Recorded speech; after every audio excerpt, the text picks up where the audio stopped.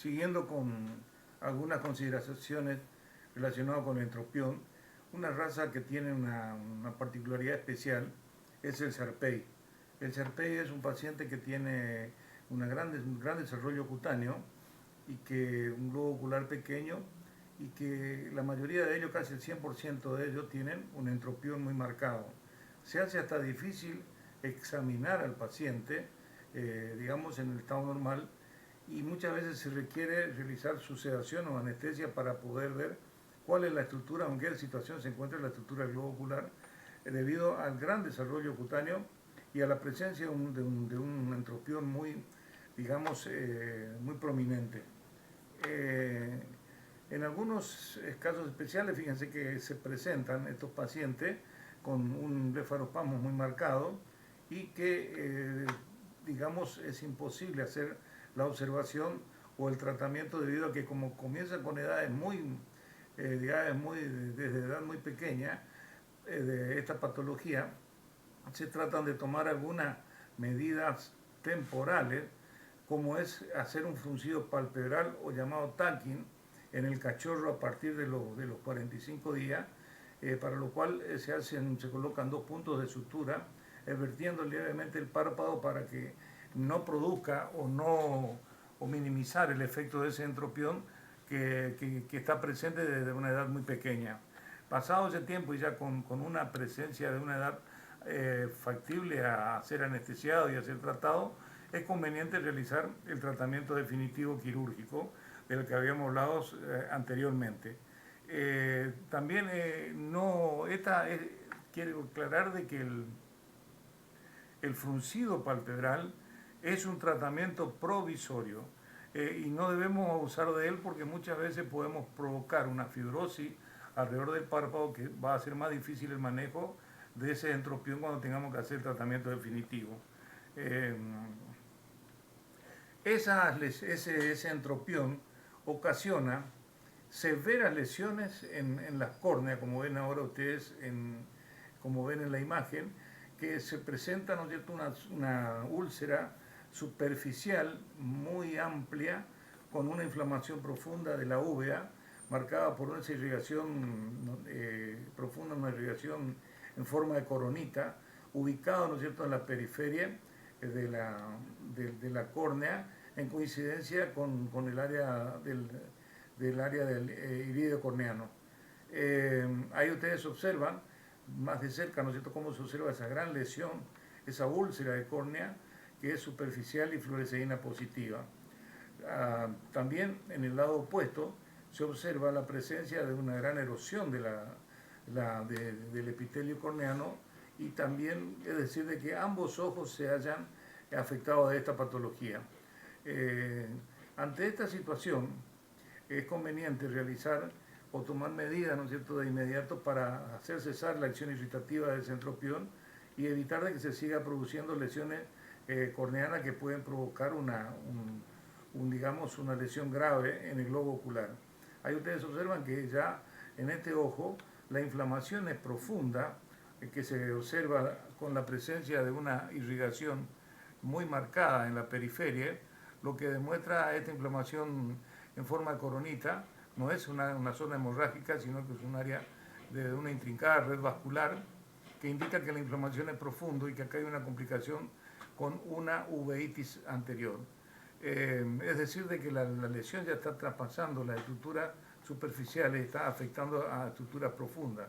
Por lo tanto, se debe tomar la medida de tratar de reparar ese entropión para que no siga produciendo ese tipo de lesiones.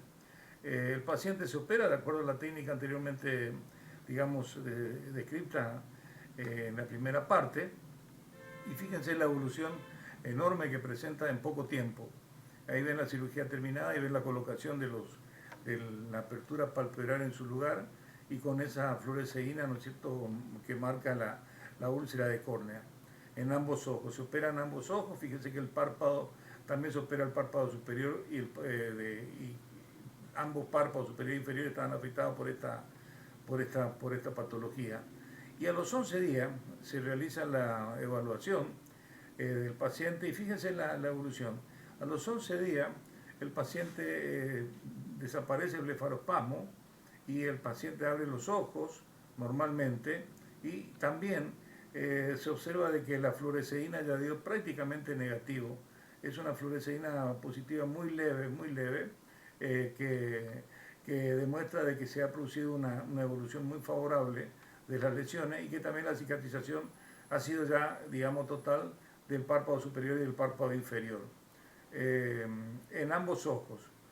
Se realiza, hay ustedes para comparar cómo se ha evolucionado esa úlcera, esa gran úlcera con uveitis anterior, y acá vemos cómo ese mismo ojo, observado en los 11 días postquirúrgico, tiene prácticamente una reacción de fluoresceína negativa, ya prácticamente, ya es negativa la fluoresceína, y por lo tanto abre los ojos normalmente. Esto corresponde al ojo del lado opuesto, es decir, al ojo del lado izquierdo, que también presenta una reacción, los dos evolucionaron de la misma manera, siendo fluoresceína también, digamos, negativa, la córnea de ese lado, y existiendo una cicatrización, digamos, total de del entropión a tal punto que ya se han extraído los puntos de la cirugía.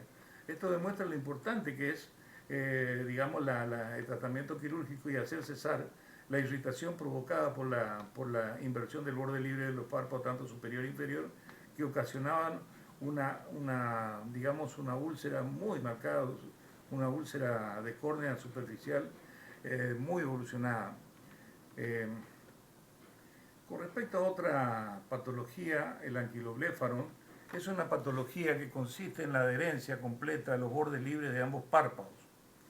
Es de carácter congénito y de presentación muy rara, pero sí tenemos que tener presente de que existe un entropión, digamos, fisiológico. En este caso ustedes ven un ojo normal en donde están separados el párpado superior y el párpado inferior y existe la abertura palpebral.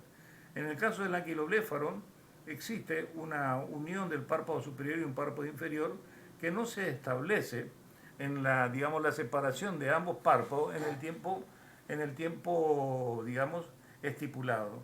Normalmente existe un anquilobléfaro fisiológico y que a los 12-15 días se produce la separación de esos párpados y el paciente abre, se produce la abertura, digamos, la abertura, digamos, de la palpebral de los ojos, de ambos ojitos.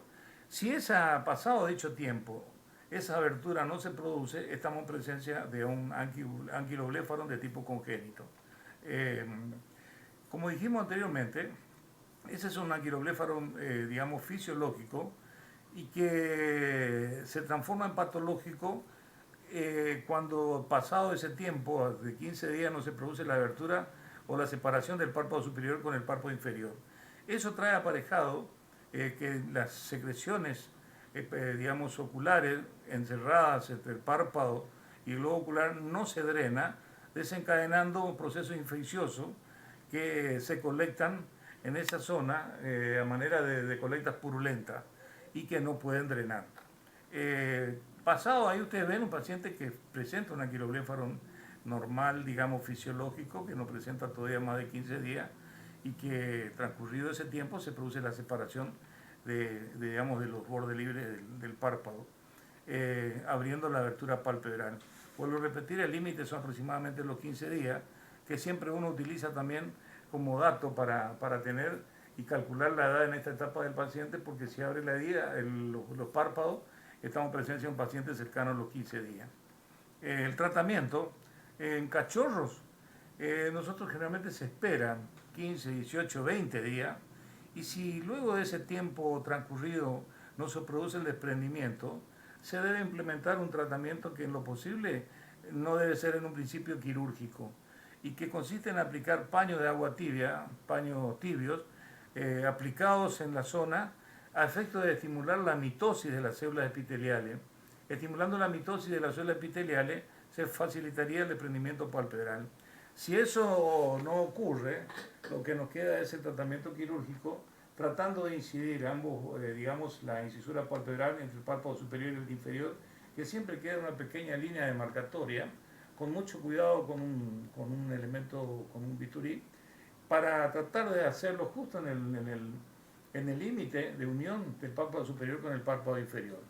Eh, Esto es importante, que si se debe tomarlo o se debe hacerlo con toda, digamos, precisión, porque si nosotros fallamos o se toman, digamos, se hace una incisión no correcta, se puede derivar luego en una cicatrización, digamos, anormal del borde libre del párpado, que puede derivar en un entropión o un ectropión, como habíamos hablado anteriormente. El cimbléfaron consiste en la adherencia de la conjuntiva vulvar y la palpebral y que puede ser congénita y adquirida. También una afección rara. Lo que más se puede presentar es una adherencia de tipo adquirida luego de procesos infecciosos digamos, que afectan al globo ocular y que produzcan, digamos, bridas cicatriciales entre el globo ocular y la conjuntiva palpebral. El tratamiento, como hemos dicho anteriormente, esta patología está representado por la presencia de brida, producto de una herida que cicatriza, dejando tejido conectivo que une a la conjuntiva, digamos, palpebral con la conjuntiva ocular. Y su tratamiento generalmente es de tipo quirúrgico, seccionando la brida, aplicándose posteriormente colirios que son astringentes para evitar de que se vuelva a producir la unión posterior. Esos astringentes están realizados a base de sulfato de zinc, ácido bórico y adrenalina en 1%, que son sustancias altamente astringentes que evitan una buena irrigación de la zona y con eso evitarían la nueva producción de una nueva fibrosis, de nuevo otra vez. Y lo ideal sería que en caso de que no existan lesiones de córnea, se utilicen colirios con corticoides también. Para eso se hace una reacción de fluoresceína de la córnea y si la córnea da fluoresceína negativa, se podría indicar algunos colirios con corticoides para inhibir la fibrosis y de esa manera evitar de que se produzcan las adherencias. Esa fibrosis, cuando se utiliza el corticoide, siempre debe estar bajo un estrecho control profesional y repitiéndose cada 2 o 3 días, ¿no es cierto?, una reacción de fluoresceína hasta que la lesión se resuelva, para evitar de que se produzcan o que el colirio con corticoide produzca lesiones, ¿no es cierto?, produzcan lesiones con la provocación de córnea, de úlceras de córnea en la córnea, ¿no es cierto? Entonces, se hace un control permanente a efecto de evitar que aparezcan esas complicaciones. Las alteraciones de las pestañas. Las pestañas tienen una ubicación, como habíamos hablado anatómicamente anteriormente, que están ubicados en el borde libre del párpado, que dijimos que no termina en forma libre, el borde termina en forma plana, presentando un borde anterior y un bordecito posterior. Sobre el borde anterior se implantan las pestañas en forma normalmente, con una dirección. En el párpado superior se dirigen hacia abajo y hacia afuera, y en el párpado inferior se dirigen hacia arriba y hacia adelante. Cuando esa dirección se altera, las pestañas entran en contacto con la córnea y eso produce una irritación muy severa, muy irritante, que van a desarrollar lesiones conjuntivales y, digamos, corneales que pueden ser severas. Por lo tanto, lo que debe tenerse presente es que debemos examinar correctamente siempre las pestañas y que su implantación sea normal. Existen 3 patologías básicas que están relacionadas con las pestañas: la triquiasis, la distiquiasis y la distriquiasis. La triquiasis consiste en una anomalía en la dirección de las pestañas. Los síntomas, como ustedes se podrán imaginar, están relacionados con una alteración de la posición de las pestañas y van a ocasionar una conjuntivitis irritativa que, si llega a ser, digamos, de una evolución, digamos, crónica, van a haber procesos queratíticos, digamos, con depósito digamos, de sustancias pigmentarias en la córnea, lo que indicaría la antigüedad de la lesión. Pero lo común es que muchas veces cuando se presentan las queratitis se hacen las consultas y esa queratitis va a comenzar con una queratitis irritativa, luego va a ser una queratitis ulcerosa y cuando se presentan las úlceras de córnea muchas veces la sintomatología ya es mucho más severa con la presentación de secreciones purulentas, digamos, de gran cantidad. Y además eso puede originar una evolución acelerada por la presencia de pseudomonas que estimularían digamos, a la aceleración del desarrollo de la córnea, que puede traer consecuencias, digamos, indeseadas sobre la córnea. Va a haber blefaropasmo. El blefaropasmo es uno de los síntomas más importantes porque indudablemente existe un cuerpo extraño que está molestando. Y la epífora también, una epífora marcada. En caso, con respecto al tratamiento, una vez detectado, digamos, diagnosticado en base a la presencia de todos los síntomas, se realiza, en caso aislado, cuando son uno o dos, nomás las pestañas que están, digamos, desituadas, se hace su eliminación mediante una electrodepilación con aguja. Para eso se elimina la pestaña y en el orificio donde estuvo insertada la pestaña se coloca la aguja del electrodepilador, se hace la descarga eléctrica y debe salir una pequeña cantidad de espuma que es lo que muestra de que se produjo una destrucción y dentro de esa destrucción estaría el bulbo piloso digamos, de la pestaña. En caso severo hay que aplicar la técnica del entropión.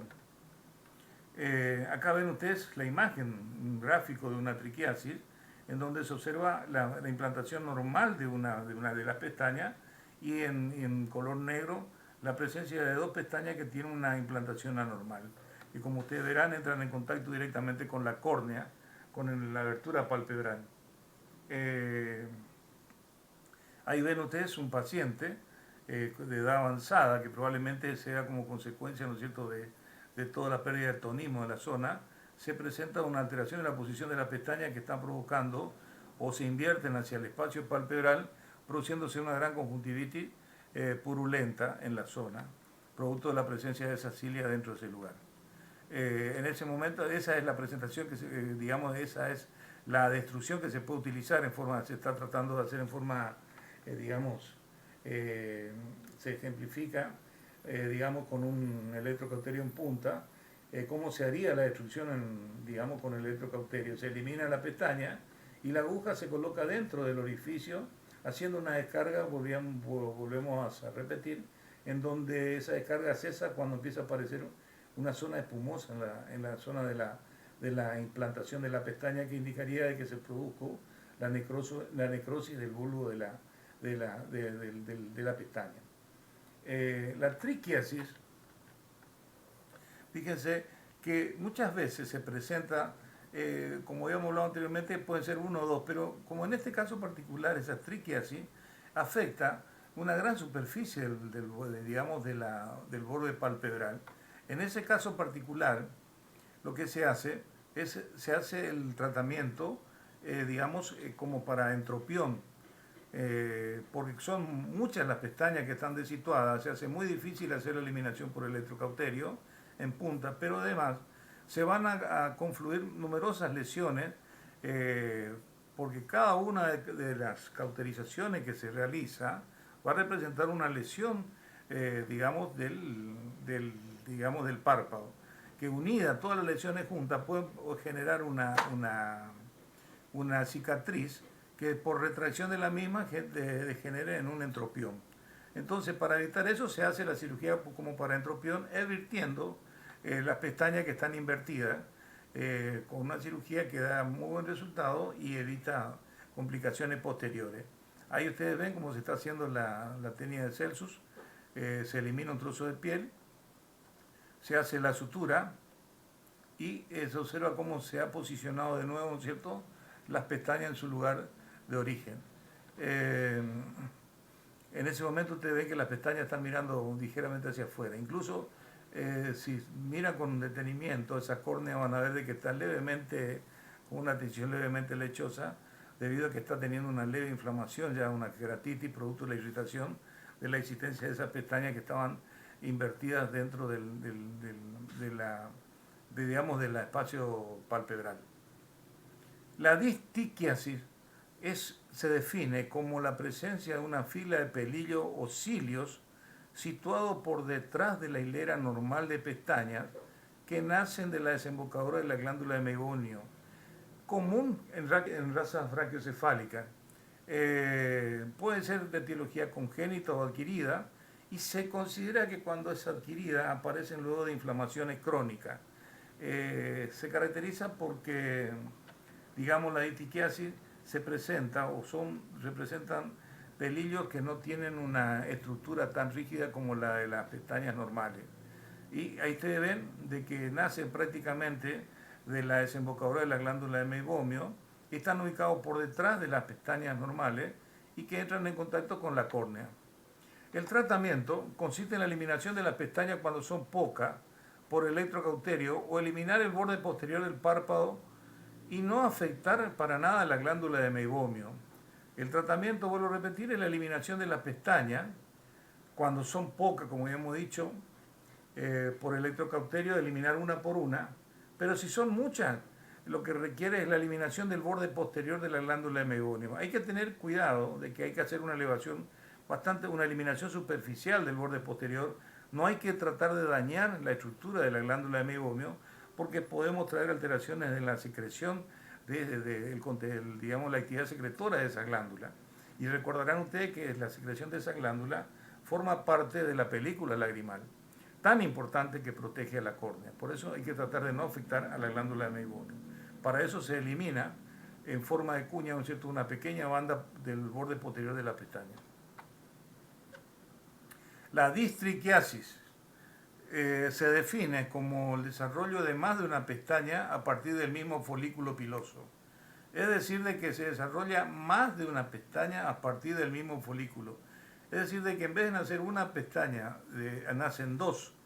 Y se caracteriza porque esa segunda pestaña tiene una dirección, digamos, errática, introduciéndose en el espacio, digamos, en la zona, o se dirige hacia atrás, lesionando a la córnea. En la mayoría de los casos los síntomas son generalmente asintomáticos, porque la mayoría de las veces esos pelillos son débiles, pero, y muchas veces, ¿no es cierto?, son hallazgos que se producen por un examen profundo del globo ocular.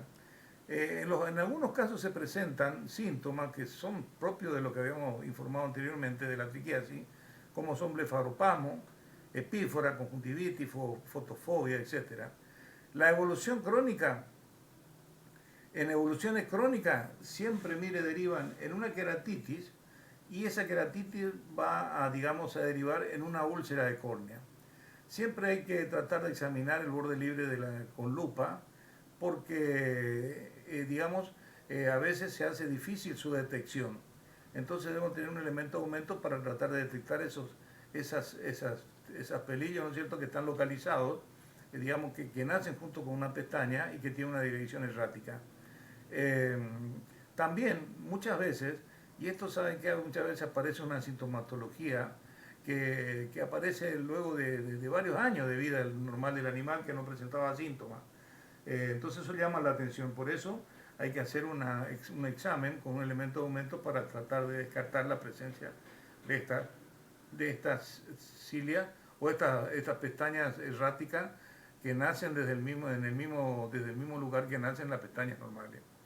El diagnóstico, como ya hemos dicho anteriormente, se hace con un buen examen de inspección, y en lo posible, cuando está dificultada, se hace con lupa y con una iluminación, digamos, focalizada, puntiforme, y siempre y que sea de incidencia tangencial. Con respecto al tratamiento, se trata con el mismo criterio que la triquiasis. El coloboma también es una patología poco frecuente, pero por lo menos tenemos que conocerla. Es la falta o agenesia congénita de una porción del párpado, lo que ocasiona un cierre imperfecto de la apertura palpebral. Algunas veces tiene formas triangulares y otras veces, digamos, como en este caso no tiene forma, sino que es la falta o agenesia de una porción del párpado en este gato. Yo no tengo casos, no he observado casos de coloboma, y por lo tanto esto es la publicación de una imagen de un libro de un gato. El pronóstico para la lesión, si ustedes logran examinar o detectar a pacientes de edad reducida, sepan de que siempre se debe reservado a grave. ¿Por qué? porque va a depender si es factible realizar alguna reducción y una recomposición quirúrgica, devolviéndole la funcionalidad del párpado, cosa que es muy difícil. Como en este caso anterior, esto no es factible hacer una reducción quirúrgica. ¿Y qué ocurre? Cuando se producen, digamos, la lesión, la presencia de, cuando se produce, digamos, el desarrollo del paciente, la presencia de un párpado deficientemente desarrollado va a traer aparejado una distribución, digamos, lagrimal deficiente. Entonces, esa distribución lagrimal deficiente va a provocar lesiones crónicas de córnea, queratitis crónica. Si ustedes observan esa córnea, van a ver de que existen irrigaciones sanguíneas, producto de la irrigación crónica que presenta debido a que no está funcionando correctamente la distribución de lágrima y el humectado de la córnea. De todos modos, miren, a pesar de faltar el coloboma, la lesión es una lesión bastante leve. Es leve la lesión, es una lesión superficial de córnea porque ustedes ven de que los vasos son vasos superficiales y digamos únicos, no son una red intrincada vascular, lo que demuestra de que existe una irritación superficial nada más de la córnea y lo mantiene, digamos, bastante lubricado, siendo una patología bastante aceptada por el paciente. En estos casos no se pueden hacer quirúrgicamente nada, pero digamos el paciente lo está tolerando perfectamente bien. Si vuelvo a repetir que con relación al tratamiento es de tratar de recomponer al párpado con puntos pasantes. Esos puntos por supuesto no tienen que entrar en contacto con la córnea. Si falta, como ya hemos dicho anteriormente, una superficie muy grande, no es factible realizar la sutura. Y siendo esta lesión ya en ese aspecto, como habíamos dicho anteriormente, de carácter grave porque no se podría restituir o restablecer la funcionalidad del párpado y por lo tanto no se podrá cumplir ese párpado con la función tan importante que tiene de distribuir la película lagrimal, amén de actuar como protector del globo ocular. También, mire, ha habido una patología que antes tenía una mayor incidencia, que es el epicanto o pliegue nasal del pequiné. Anteriormente años anteriores había una gran difusión de una raza brachiocefálica que eran los caniches. En los caniches, digamos, existían esta patología y se presentaba con mucha frecuencia. Y se define como la presencia de un gran pliegue cutáneo en la zona facial, acentuado en los pelos brachiocefálicos, cuyos pelos, tan acentuado ese pliegue, cuyos pelos logran o producen por contacto la irritación del globo ocular. Es decir, que entran en contacto con el globo ocular. Ahí ven ustedes ese pliegue nasal en este pequiné, que indudablemente de que va a entra en contacto con la córnea, provocando dificultades y provocando irritación de la misma. Además, ustedes observarán que existe un pequeño espacio, ¿no es cierto?, por donde transita una lágrima o existe una dermatitis húmeda, debido a que no se produce una ventilación adecuada y eso desencadena una dermatitis húmeda en la zona, provocando una pequeña dermatitis con un pequeño olor desagradable de la zona. Los síntomas: irritación de la córnea con desarrollo, ¿no es cierto?, de lesiones en la misma, va a haber una epífora, va a haber un blefarospasmo, una queratoconjuntivitis marcada por irritación, por presencia de irritación de los, digamos, de los pelos de los pliegues que entran en contacto con la córnea, y esos pelos también van a provocar una úlcera de córnea.